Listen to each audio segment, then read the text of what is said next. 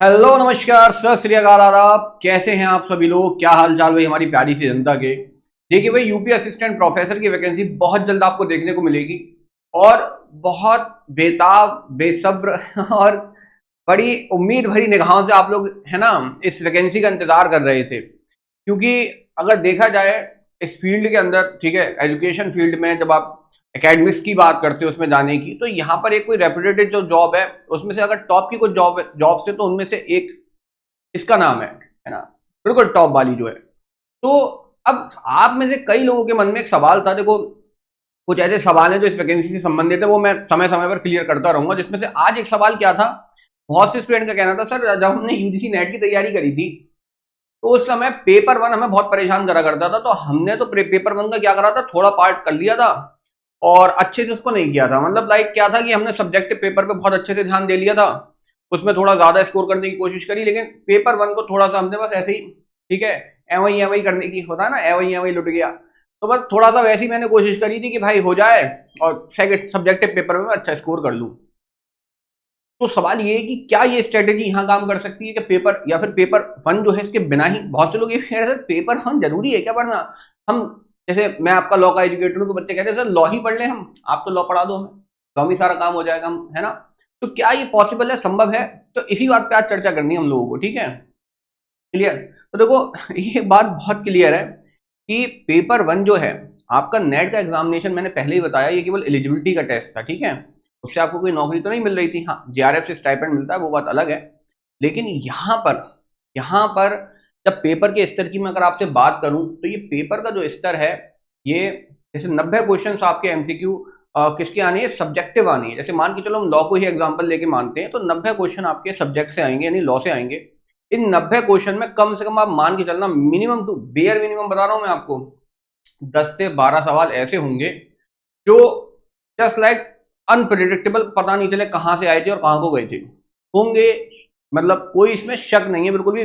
मुझे तो एजुकेटर होते हुए कोई डाउट है नहीं इस बात में कि 10-12 सवाल ऐसे मिलेंगे आपको पेपर के अंदर जो हो सकता है आउट ऑफ द लीग हो, ठीक है। मैं पहले से मान के चलता हूं, उस हिसाब से मैं पढ़ाता भी हूं फिर, है ना। तो कहने का मतलब क्या है, कहने का मतलब ये कि 90 में से मान के चलो आपके कितने, 10 सवाल तो हटा दो ये वाले, ठीक है, तुक्का लगा नहीं सकते, 1/3 की नेगेटिव रहेगी। तो अब एक बात बताइए, 80 क्वेश्चन पे आपकी कंपीट करना है आपको, तो 80 में कितने सही करोगे? 80 में मान के चलो आप बहुत से बात कितने सही कर लोगे? 80 में अगर मैं मान भी लूँ तो 70 हो गए, 72 हो गए। ये बहुत बता रहा हूँ, बहुत, क्योंकि ये पेपर की खासियत है कि जब पेपर होगा तो आप देखना क्वेश्चन लेंदी होंगे, लंबे लंबे भाई साहब, आधे आधे एक एक पेज के क्वेश्चन आपको मिल सकते हैं एमसीक्यू के अंदर। तो बिल्कुल कॉन्सेप्ट बेस्ड होंगे जिसमें पढ़ने में समय लगेगा। तो ऐसे पेपर के अंदर 80 में से 70 क्वेश्चन करना अपने आप में बहुत बड़ी बात है, ठीक है जी। 65 क्वेश्चन करना, ठीक है, वो भी बड़ी बात है अगर ठीक ठाक पेपर बन गया तो ऐसे पेपर के अंदर सब्जेक्ट में हाई स्कोर करना एकदम थोड़ा सा संभव नहीं रहता है। पिछले जो ट्रेंड है मैं उसको देख के बता रहा हूँ, है ना, अभी जो पिछले एग्जामिनेशन हुए हैं, चाहे वो एमपी का हो, यूपी का हो, जितने भी हो, ठीक है। तो आप जब देखते हो कि सब्जेक्टिव पेपर, तो वहां पे आपको लेंथी सवाल मिलेंगे, वहां पे एक सीमा तक हर बच्चा क्या कर सकता है, उसको स्कोर कर सकता है। लेकिन पेपर वन यानी जनरल पेपर की जब मैं आपसे बात करता हूँ, यहाँ पर जो 30 क्वेश्चन देखने को आपको मिलेंगे, इसके अंदर अगर आप अच्छे से मेहनत कर लेते हो तो 30 में से आप 20 से 22 सवाल बहुत इजीली स्कोर कर सकते हो, अगर आपने बहुत अच्छी पढ़ाई इसके अंदर कर ली, ठीक है। अगर आपने शेड्यूल ऐसे बनाया, मान के चलो आप 6 घंटे पढ़ते हैं, तो 6 घंटे के अंदर 4 घंटे आपने अपने सब्जेक्ट के लिए और 2 घंटे अपने जर्नल पेपर के लिए निकाले, तो यहां पर पेपर वन में सवाल सही होने की गारंटी ज्यादा होती है। अगर आप अच्छे सब्जेक्ट को क्या है अच्छे से प्रिपेयर कर लो, ठीक स्ट्रेटेजी से, कौन से एरिया से जिन्हें पढ़ना है, कौन से टॉपिक से जिन्हें पढ़ना है, ये आपको पता हो, अंधी पढ़ाई नहीं करनी है, समझ रहे हो। हाँ, एक होता है आंखें बंद करके कुएं में कूदना, और एक होता है आंखें खुली रख के। हाँ, आंखें बंद करके कुएं में कूदना तो वो समझ में आता है, लेकिन खुली रख के कुएं में नहीं कूदना चाहिए। इसका मतलब ये कि आपको पता है कि आप एक बहुत अच्छे खासे स्तर वाले पेपर की तैयारी कर रहे हो, और तैयारी के लिए अगर आपके पास स्ट्रेटेजी नहीं है, आप ये नहीं जानते कि भाई पेपर में क्या आता है और क्या नहीं, ये भी तो एक अपने आप में एलिमेंट है कि क्या आता है और क्या नहीं आता है, ठीक है। वो कैसे पता चलेगा? जब आप पेपर एनालिसिस करोगे, केवल यूपी के नहीं, अन्य राज्यों के भी पेपर एनालिसिस करोगे, कहाँ पे क्या पूछा जा रहा है, क्या छोड़ा जा रहा है। तो कहने का मतलब ये है कि भाई पेपर वन जो है, ठीक है, यहाँ पे आपको एक सटीक रणनीति और एक ठीक ठाक पढ़ाई अगर यहाँ करते हो, तो यहाँ मौका ज्यादा है स्कोर करने का। ठीक है। और यहाँ ये लीड वाला पेपर है, ये पेपर 1 आपको दूसरों से बढ़त दिलाएगा, क्योंकि हो सकता है कि जैसे किसी का पॉलिटिकल साइंस, हिस्ट्री, इसमें तो सब लोग एक ठीक ठाक स्कोर करेंगे, मान के चलो 90 में से 65 हो गया, 70 हो गया, 72 हो गया, है ना, 75 हो गया, कोई 80 भी कर सकता है, लोग हैं बहुत बहुत बढ़िया वाले।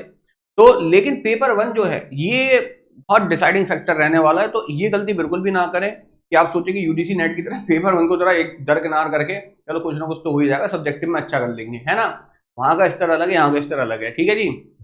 चलिए बहुत बढ़िया। तो मुझे लगता है कि पूरा सच आपको पता चल गया होगा कि ये ठीक है, ये भ्रम है, भ्रम है, इसको इसको त्याग दें जितना जल्दी हो, ठीक है। चलिए बाकी जो लोग हमसे जुड़ना चाहते हैं, पेपर 1 मात्र 799 में है UP20 कोड के साथ, और मैं आपका लॉ का एजुकेटर हूं, तो लॉ के अगर बैच में जुड़ना चाहे तो 1599 में लॉ का बैच है। और अगर कंबाइंड बैच आप लेना चाहते हो, नहीं पेपर 1 और पेपर 2 दोनों, तो यही बैच आपका 1599 नहीं बल्कि 1999 में है, बट UP20 कोड आपको यूज करना। और ये कोड कब तक है?